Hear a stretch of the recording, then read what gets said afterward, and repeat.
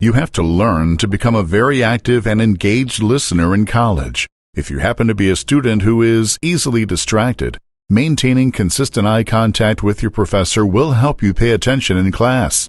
While the professor is talking and you're listening, you should also be taking notes. It tells the professor that you care and that you're paying attention.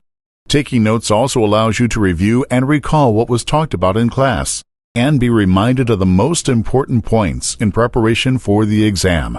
But the real reason for taking notes is simply to stay awake and pay attention for an extended period of time.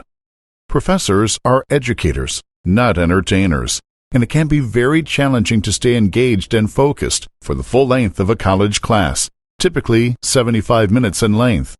Given the average attention span of a college freshman is only 15 minutes, this means you are potentially missing 60 minutes of every class.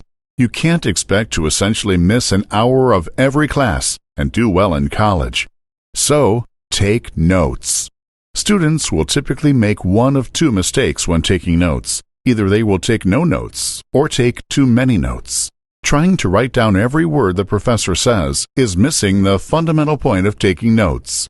Take notes to listen, to learn, and to summarize what has been learned into key words, phrases, or short sentences. What you write down, you are twice as likely to remember.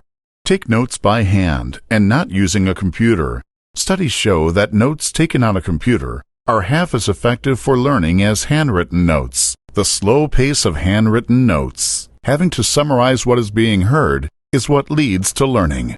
Taking good notes takes some practice, and the act of doing so is actually more important than the process of reviewing them later.